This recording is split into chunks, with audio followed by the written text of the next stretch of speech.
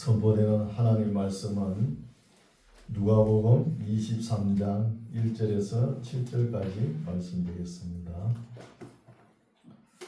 누가복음 23장 1절에서 7절까지 말씀 제가 봉독에 올립니다.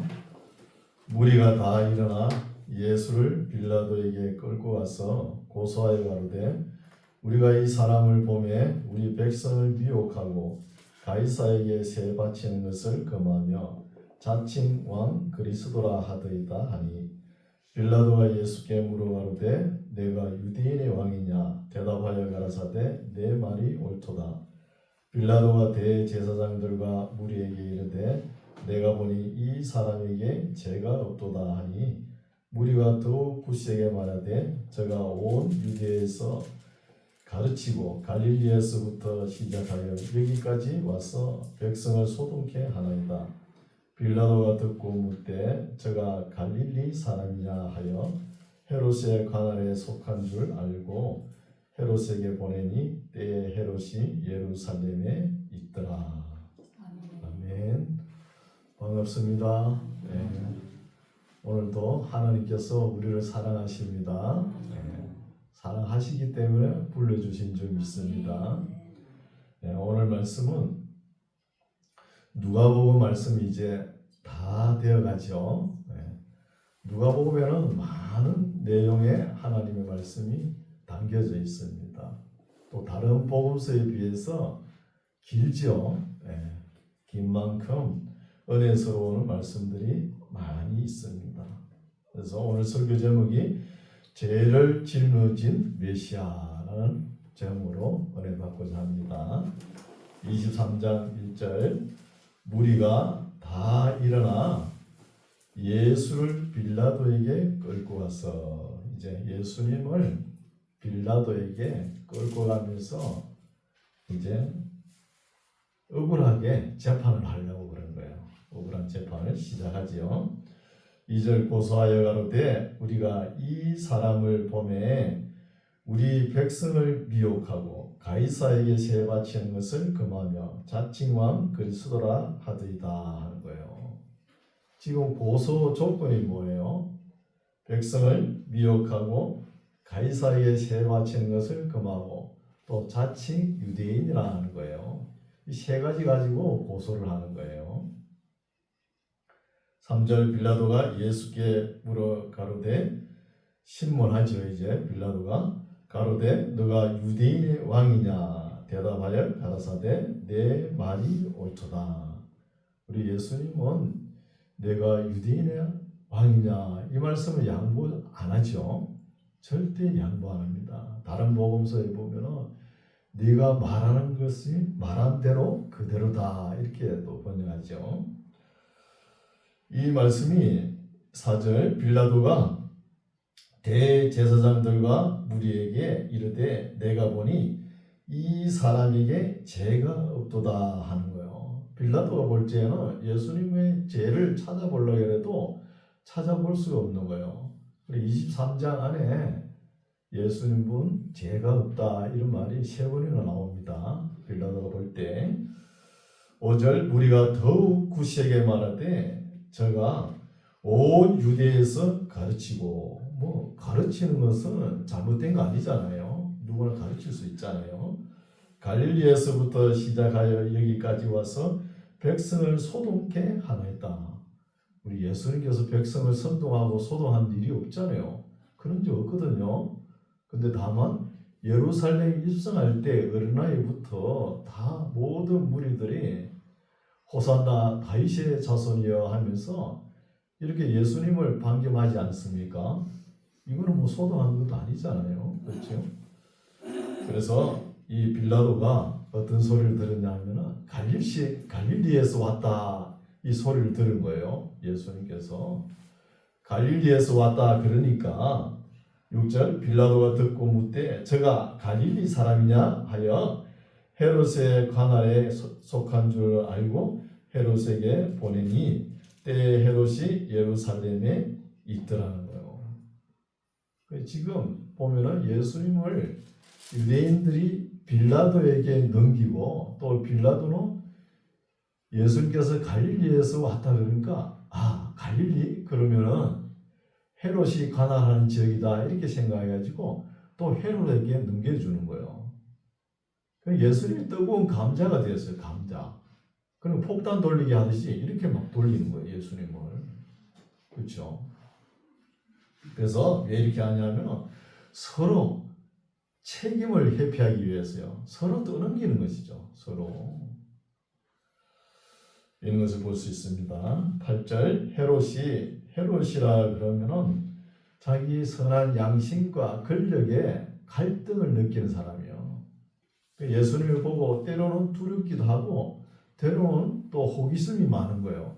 기적을 많이 행했다 소리를 들었으니까 헤롯이 예수를 보고 심히 기뻐하겠죠. 기적을 한번 보고 싶어가지고. 그렇죠? 기뻐하니 이는 그의 소문을 들었다는 거예요. 요한복음에 보면은 물이 포도주가 되고 뭐 공간을 초월해가지고 이적을 베푸지 않습니까? 그걸 한번 보고 싶은 거예요. 그래서 기뻐하는 것이죠. 그 소문을 들었으므로 보고자 한지 오래였고 또한 무엇이나 이적 행하심을 볼까 바랐던 영고로라 여러 말로 물으나 아무 말도 대답지 아니하시니 대제사장들과 서기관들이 서서 힘써 고소하더라는 거죠. 헤롯이 그 군병들과 함께 예수를 업신여기며 희롱하고 빛난 옷을 입혀 빌라도에게 도로 보내는 거예요. 예수님을 유대 종교 지도자들은 빌라도에게 보내고 또 빌라도는 예수님께 죄를 찾아보려고 그러는데도 찾을 수가 없으니까 다시 또 헤롯에게 보내는 거예요. 또 헤롯은 예수님께서 뭐 기적이나 일으키고 이렇게 할 줄 알았는데 예수님께서 아무 대답 안 하시니까 다시 빌라도에게 보내는 거예요. 그러니까 예수님을 막 이리저리 끌고 다니는 것이죠. 그런 상황입니다. 그래서 12절 헤롯과 빌라도가 전에는 원수이었으나 당일에 서로 친구가 되니라는 거예요. 빌라도와 헤롯 관계는 원수지간이에요. 평소에 보면. 그런데 예수님을 잡으려고 하는 데는 하나가 되는 거예요. 당일에 친구가 되는 거예요. 공공의 적, 공적처럼 이렇게 생각하는 것이죠. 예수님을. 13절 빌라도가 대제사장들과 관원들과 백성을 불러 모으고 이르되 너희가 이 사람을 백성을 미혹하는 자라 하여 내게 끌어왔도다. 보라 내가 너희 앞에서 사실하였으되 너희의 고소하는 일에 대하여 이 사람에게서 죄를 찾지 못하였다는 것이죠. 빌라도도. 그래서 헤롯이 또한 그렇게 하여 어떻게 하여 죄를 찾지 못하여 저를 예수님을 우리에게 도로 보내었도다. 보라 저의 행한 것은 죽일 일이 없느니라. 저의 행한 것은 그러므로 때려서 놓겠노라는 거예요. 빌라도가 두 번 이야기하죠. 예수님이 죄가 없다는 것을 두 번 선포하는 거예요. 확인하는 거죠. 두 번째. 그러면은 죄가 없으면 왜 때립니까? 그냥 놔둬야지, 놓아줘야지. 때리는 거예요. 우리나라에 판소리 있죠. 민요. 판소리 대가 박동진 장로 있죠. 우리 것은 좋은 것이요 하는 사람 있죠. 이 판소리를 보면 육자배기를 이어가지고 거짓말을 슬슬 섞어가지고 하죠. 중앙정부를 향해 비판하지 않습니까? 그러면서 이 대목을 보고 빌라도 이 시레비 아들 놈이야 보소 이런 거야. 이 빌라도 시레비 아들 좀 보소 이런 거예요. 이 대목을 보고. 시레비란 단어가 뭐예요? 전라도 사투리로 이의 아들 거두면 이색이잖아요. 욕을 슬슬 섞어가는 거예요. 시레비 아들 좀 보소 그러면서. 그러니까 정치 수준이 그렇죠. 그죠? 정치를 비판하면서 그럴 수 있습니다. 그래서 18절 무리가 일제히 소리질러 가로되 이 사람을 없이하고 바라바를 우리에게 놓아 주소서 하는 거예요. 바라바를. 여기 설명이 좀 필요한데 요한복음에는 잘 기록되어 있죠. 여기는 좀 설명이 부족하지만 요한복음에 보면은 이 바라바 부인이 밤에 꿈을 꿨는데 이 어려운 사람 때문에 많이 애를 썼다 이렇게 하죠. 그래서 빌라도에게 당신은 이 어려운 사람 일에 관여하지 마세요 그래요. 근데 빌라도가 이걸 참고를 해가지고 자기 딴에는 아이디어를 낸 거예요. 어떤 아이디어를 냈냐 하면은 명절이 되면은 유대인들은 죄인을 하나 낳아주는 그런 풍속이 있는 거예요. 그래서 잘 됐다 해가지고 바랍바라는 죄인, 살인 강도짓한 이 죄인하고 예수님하고 둘을 내세우면은 예수님은 그래도 좋은 일을 많이 했으니까 예수님을 놓아주소서 이렇게 할 줄 아는 거예요.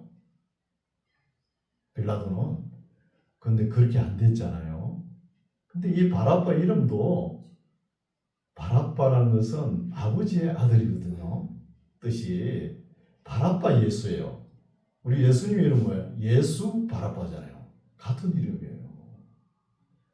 근데 빌라도가 머리를 써가지고 아이들을 내어가지고 예수님을 도와주겠지 이렇게 했는데 그 참 찬스를 잘 이용했는데 고민하고 했는데 이것이 잘못된 것이죠. 바랍바는 살려주고 예수님을 십자가에 못 박으소서 그래 되버리는 거죠. 그래서 18절 우리가 일제히 소리질러 가로되 이 사람을 없이하고 누구죠? 예수님을 없이하고 바랍바를 우리에게 놓아주소서 하는 거예요. 마지막 카드를 썼는데 잘못 쓴 것이죠. 19절 이 바랍바는 성중에서 일어난 밀란과 살인을 인하여 옥에 갇힌 자라 빌라도는 예수를 놓고자 하여 다시 저희에게 말하되 이 바랍바라는 사람은 살인 강도 짓을 하는 사람이에요. 근데 우리 영화 바랍바 영화 보신 분 계세요? 그거 보면은 미국 국민 배우 안소니 킨이 나오죠. 얼굴이 두툼하게 생긴 사람이 그 역을 잘하더라고요. 볼만하죠, 그죠? 이 바라바는 로마 사람을 아마 죽인 것 같아요. 로마 사람을. 21절 저희는 소리질러 가로되 저를 십자가에 못 박게 하소서 십자가에 못 박게 하소서 하는지라고요. 십자가는 사실 유대 이스라엘 사람들의 그 사형 처형 방법이 아니에요. 로마식 처형 방법이거든요. 근데 로마도 보면은 어디서 건너왔냐 하면은 카르타고 있죠. 지금 나라 티니지아에서 거기에 노예들을 처형할 때 사용하는 거예요. 십자가를. 우리가 학교 다닐 때 보면은 선생님한테 벌 쓸 때 어때요? 손 들고 있죠. 그 한 5분, 10분 이렇게 손 들고 있는데 어찌 그리 팔이 아파요. 피가 깎으러 서니까요. 그렇게 팔이 아픈 거예요. 이 십자가의 고통은 엄청납니다. 십자가에 못 박을 때 어때요? 이 손목에 발목에 못을 박지 않습니까? 못을 박으면 몸무게 체중이 팔과 다리에 다 걸리지 않습니까? 그 고통이 엄청난 거예요. 고통이. 그래서 장정들은 십자가에 매달으면 일주일간 갑니다. 일주일간. 그만큼 생명에는 지장이 없는데 고통이 따른다는 거예요. 근데 유대교에서는 뭘 많이 합니까? 교수형을 많이 하지 않습니까? 사형 당하는 사람에게 고통을 덜어주기 위해서 사형 제도 중에 제일 좋은 거예요. 교수형이. 유대인들 보면은 페르시아 시대 때 그 나무를 이렇게 세워놓고 거기에 사람을 매달지 않습니까? 그 모르드게도 짱대를 높이 세워가지고 그렇죠? 하만이 모르드게를 달려고 그러지 않습니까? 오히려 자기가 그 장대에 달리지 않습니까? 그게 아마 교수행에 그걸 하기 위해서 그렇게 한 것 같아요. 교수행 제도가 거기서 나온 거지요. 그런 것을 볼 수 있습니다. 이 십자가의 고통을 우리 예수님 태어나기 전에 1000년 전에 다윗의 몸에서 예수님의 그리스도의 영이 함께 해가지고 시편 22편에 보면 잘 나타나 있습니다. 그때부터 천년 후에 있을 우리 예수님의 고통에 대해서 잘 기록해놨죠. 그래서 예수님은 아침 9시에 십자가에 매달려가지고 오후 3시에 운명합니다. 그래도 빨리 운명하셨죠. 왜 그러냐면 많은 십자가를 지고 많이 맞았고 또 피를 많이 흘렸기 때문에 그런 거예요. 빨리 운명하신 것이죠. 22절 저희가 21절 저희는 소리질러 가로되 저를 십자가에 못 박게 하소서 십자가에 못 박게 하소서 하는지라 빌라도가 세 번째 말하되 이 사람이 이 무슨 악한 일을 하였느냐 나는 그 죽일 죄를 찾지 못하였나니 때려서 놓으리라 한데 저희가 큰 소리로 재촉하여 십자가에 못 박기를 구하니 저희의 소리가 이긴지라. 소리가 이기는 곳에 모든 비극이 있습니다. 진리가 이겨야 됩니다. 진리가. 24절 이에 빌라도가 저희의 구하는 대로 하기를 언도하고 저희의 구하는 자 곧 밀란과 살인을 인하여 옥에 갇힌 자를 놓고 예수를 넘겨주어 저희 뜻대로 하게 하니라. 저희가 예수를 끌고 갈 때에 시몬이라는 구레네 사람, 이 구레네 지역은 오늘날 어디냐 하면은 리비아 나라거든요. 리비아 나라 수도예요. 트리폴리스라 해가지고 150만 도시입니다. 구레네가 크죠. 그리고 이 구레네 시몬을 갖다가 전생에 의하면 알렉산더와 루포의 아버지라 이렇게 다들 이야기하는 거예요. 루포의 아버지라 사도행전에 가면 나오죠. 구레네 사람이 시골로서 오는 것을 보고 잡아 시골로서 올라왔다 그러면 유월절 맹절을 지키기 위해서 유대인이니까 올라왔겠죠. 그것을 잡아 그에게 십자가를 지워 예수를 쫓게 하더라는 거예요. 예수님께서 십자가 지시고 한 3번 넘어지죠. 너무 힘들어가지고 피를 많이 흘리고 많이 맞으셔가지고 힘들어 3번 정도 쓰러지니까 로마 군병이 보고 안 되겠다 해가지고 옆에 장정을 그 사람이 누구냐? 구레네 시몬인 거예요. 잡아다가 대신 십자가를 지게 하죠. 십자가를. 그런데 이 시몬이 십자가를 질 때 오늘 재수가 없어가지고 다시라는 십자가를 내가 지네? 이렇게 생각했을 거 아닙니까?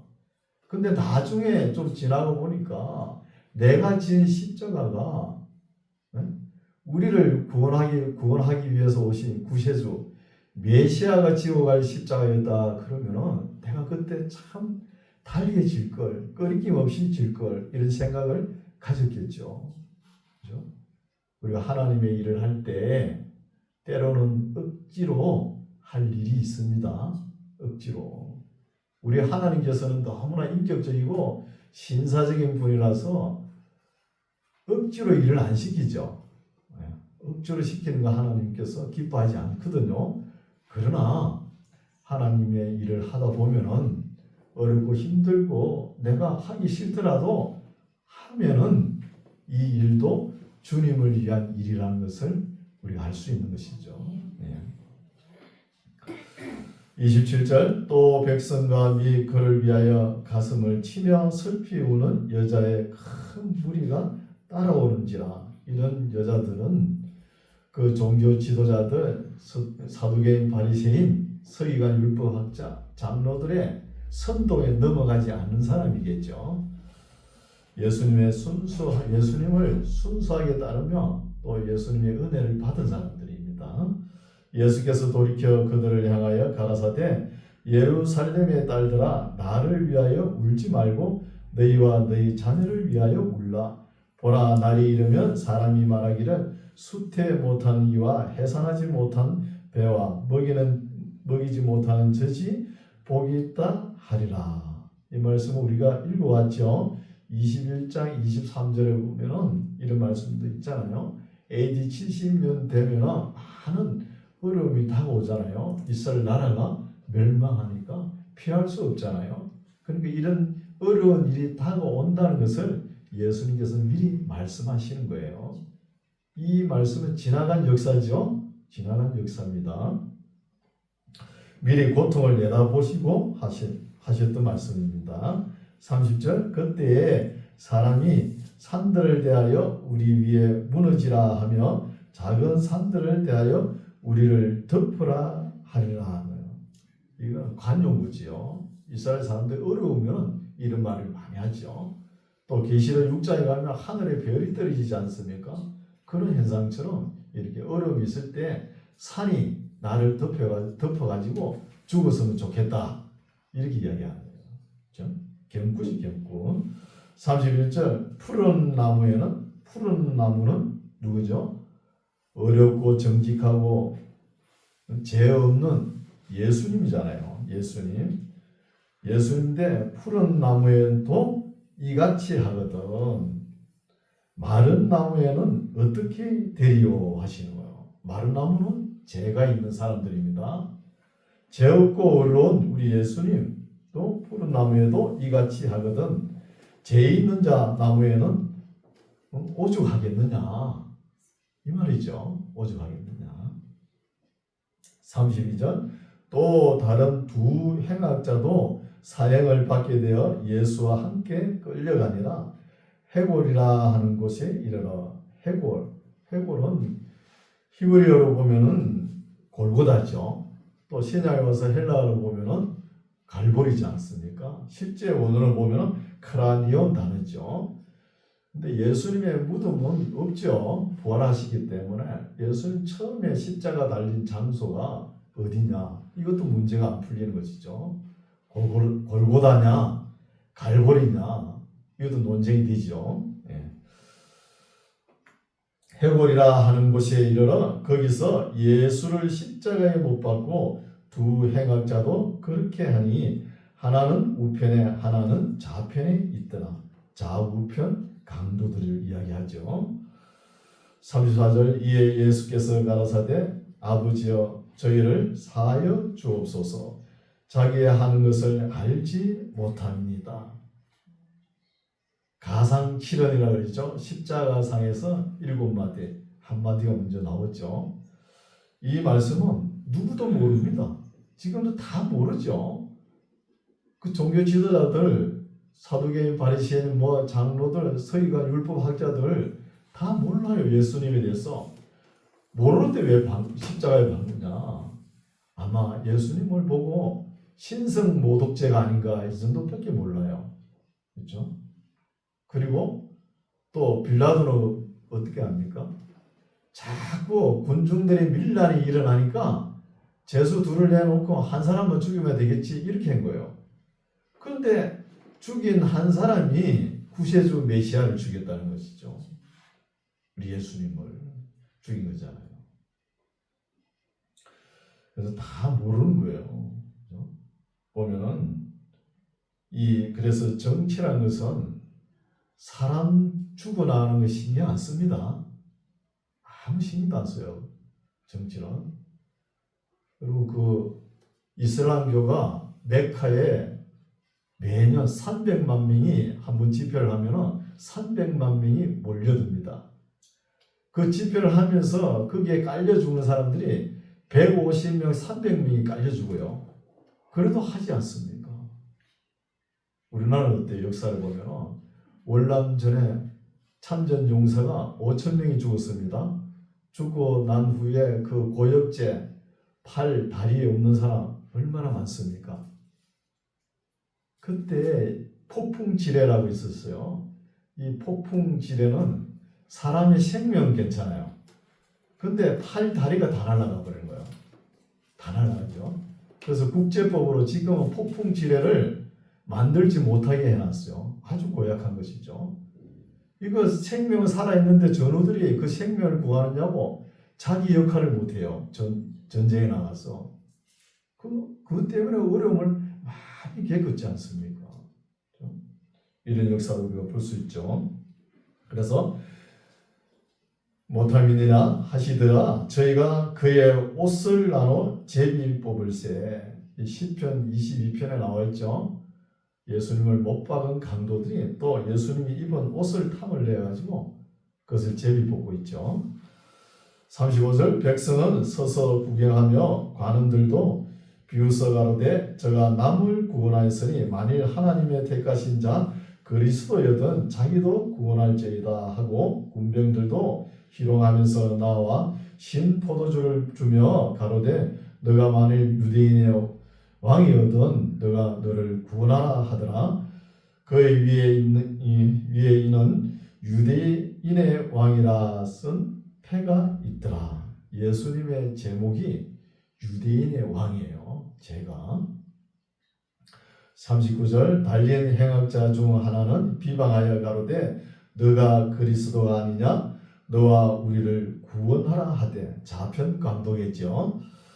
하나는 이 사람은 우편 강도입니다. 그 사람을 꾸짖어 가로되 너가 동일한 정죄를 받고서도 하나님을 두려워 아니하느냐 우리는 우리의 행한 일에 상당한 보응을 받는 것이니 이에 당연하거니와 이 사람의 누구죠? 우리 예수님의 행한 것은 옳지 않은 것이 없느니라 하는 거예요.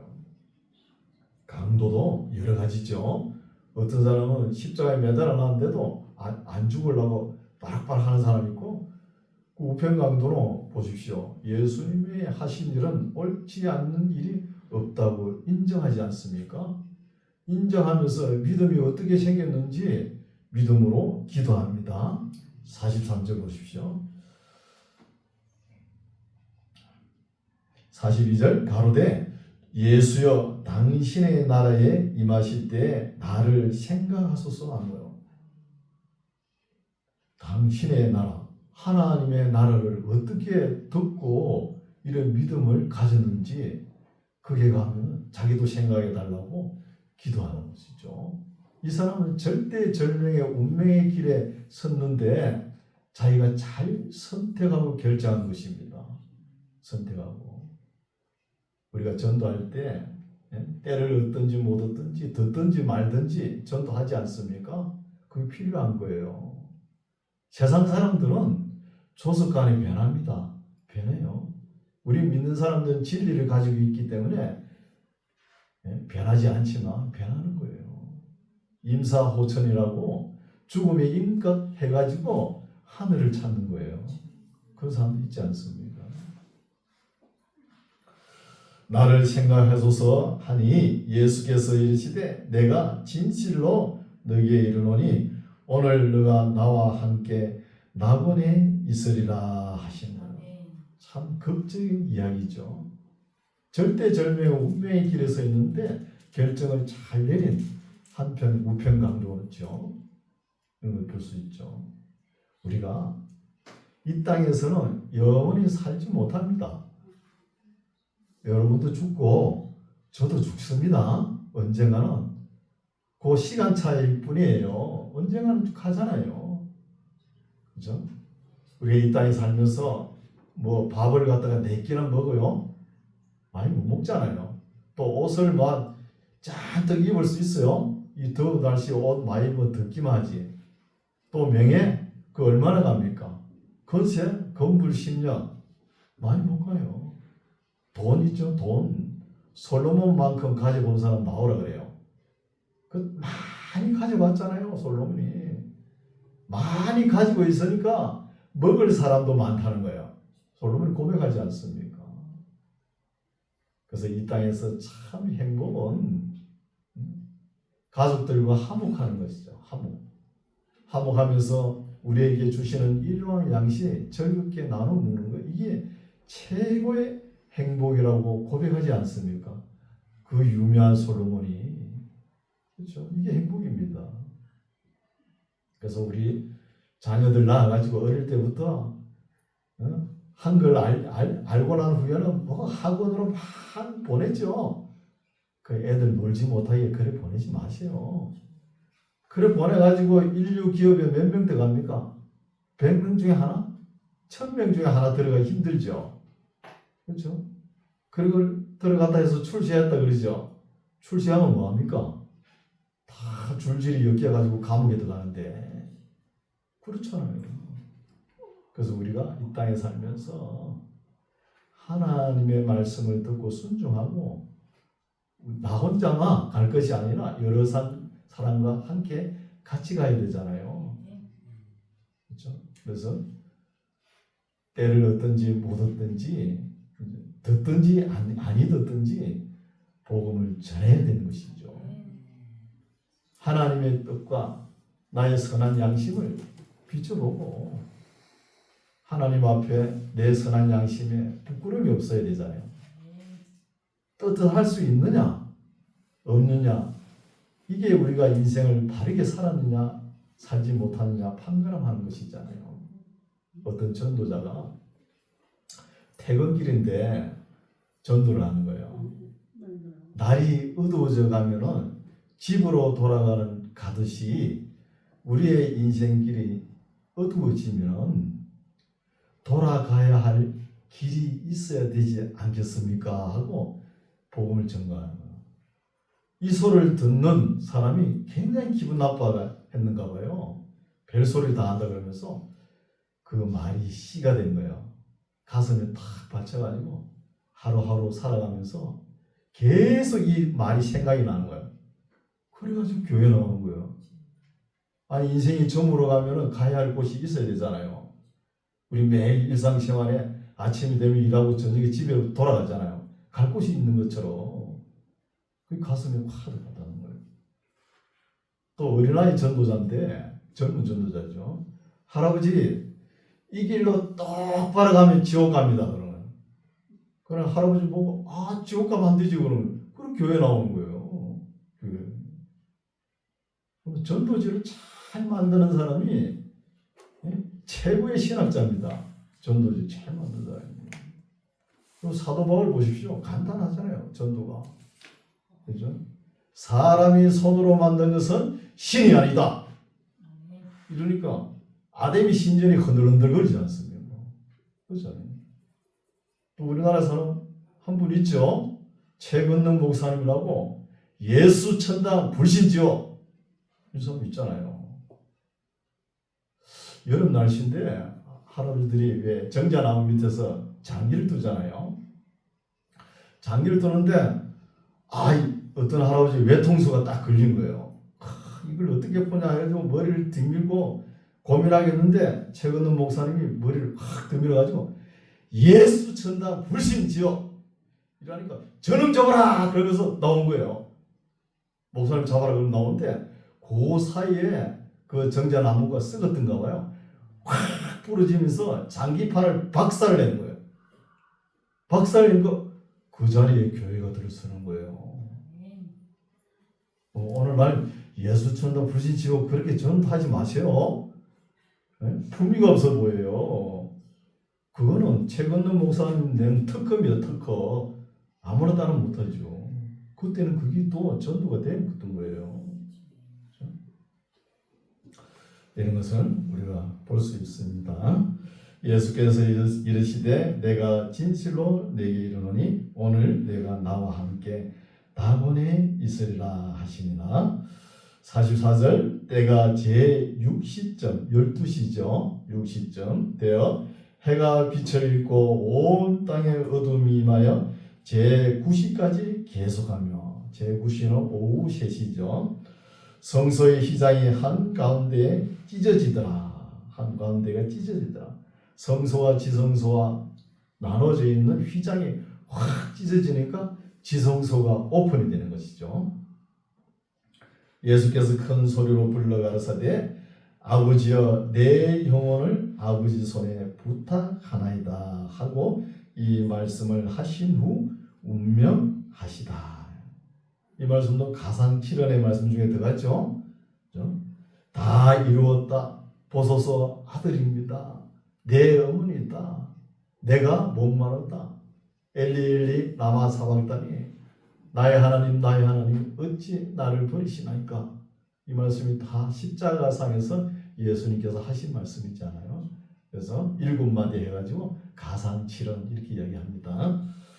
47절 백부장이 그 된 일을 보고 하나님께 영광을 돌려가로되 이 사람은 정녕 의인이었도다 하고 이를 구경하러 모인 무리도 그 된 일을 보고 다 가슴을 두드리며 돌아가고 예수의 아는 자들과 미 갈릴리로부터 따라온 여자들도 다 멀리 서서 이 일을 보니라. 50절 공회 의원으로 선하고 의로운 요셉이라 하는 사람이 있으니 국회의원 중에 한 사람이겠죠. 국회의원 중 저희의 계리와 행사에 같아하지 아니한 자라. 이 가로 안에 있는 것은 가로 안에 없는 것이 원본에 가깝습니다. 가로 안에 있는 내용은 후대 사본가들이 참고한 것이죠. 그는 유대인의 동네 아리마대 사람이요. 아리마대라는 것은 라마라는 단어인데 헬라어로 번역하면 아리마대가 됩니다. 사람이요 하나님의 나라를 기다리는 자라. 빌라도에게 가서 예수의 시체를 달라 하여 이를 내려 세마포로 싸고 아직 사람을 장사한 일이 없는 바위에 판 무덤에 넣어두니. 바위를 쪼아가지고 무덤을 만들어 놓은 것은 이 요셉이라는 사람이 자기가 거기에 묻히려고 무덤을 만든 거예요. 그러면 그 정도 재정력이 있다 그러면 부자겠죠. 부자. 거기다가 예수님을 안장시키는 것이죠. 54절 이날은 예비일이요 금요일입니다. 금요일. 금요일이야 안식일이. 안식일은 금요일 해질녘 오후 6시부터 토요일 해질녘 오후 6시까지죠. 안식일이 거의 되었더라. 안식일이 거의 됐으니까 이제 좀 서두른 것이죠. 서두른 느낌이 들죠. 55절 갈릴리에서 예수와 함께 온 여자들이 뒤를 쫓아 그 무덤과 그의 시체를 어떻게 둔 것을 보고 돌아가 한풍과 항유를 예비하더라. 계명을 쫓아 안식일에 쉬더라. 이 말씀을 보면은 뭐 절차가 조금 소홀되었다 이런 느낌이 들죠. 예수님이 무덤이 있으면은 그때 풍속을 따르면은 향품과 향유를 넣어야 되는 거예요. 근데 넣으려고 하는데 그때 마치 바로 안식일이 시작되는 거예요. 저녁이 되니까 안식일이 지켜야 되니까 못 넣잖아요. 그래 그 다음 날 와서 예수님 몸에 뿌려야 되겠다 이렇게 생각했는데 그 다음 날에 안식일이 끝나는 시간은 언제예요? 토요일 6시니까 또 저녁이잖아요. 또 못한 거예요. 못하고 좀 있으니까 이제 하루가 지나가고 새벽에 예수님께서 부활하셨다는 거죠. 부활하셨으니까 이 항유와 이 항유를 넣지를 못하고 그냥 예비하였더라 이렇게 나오는 것이죠. 이렇게 기록된 것이죠. 네, 오늘 말씀 여기까지인데 이거는 잊어버리면 안 되겠죠. 우리 죄를 위해 십자가 지신 예수님의 은혜 잊어버리지 마세요. 예수님의 은혜 늘 간직하시고 또 우리는 소망이 있죠. 다 죽습니다. 죽고 나더라도 다시 우리 예수님처럼 부활하십니다. 부활하는 거예요. 부활하는 소망을 늘 간직하고 신앙생활 하시기 바랍니다. 기도하겠습니다. 하나님 아버지 감사합니다. 우리 주님께서 우리의 죄와 허물을 지고 공고할 때 입을 열지 아니하고 잠잠한 어린 양같이 죽음 앞으로 나아가는 모습을 살펴봅니다. 부자 아리마대 요셉의 무덤에 장사 지낸 바 되었지만 죽음을 이기시고 부활하심으로 우리에게 새 생명을 주시고 새로운 역사를 시작하게 하심을 믿습니다. 주님께서 우리를 죽기까지 사랑하셨사오니 우리도 주님을 사랑할 뿐 아니라 주님의 형상대로 지음받은 사람을 사랑하는 우리 모두가 되게 하옵소서. 예수님 이름으로 기도드립니다. 아멘.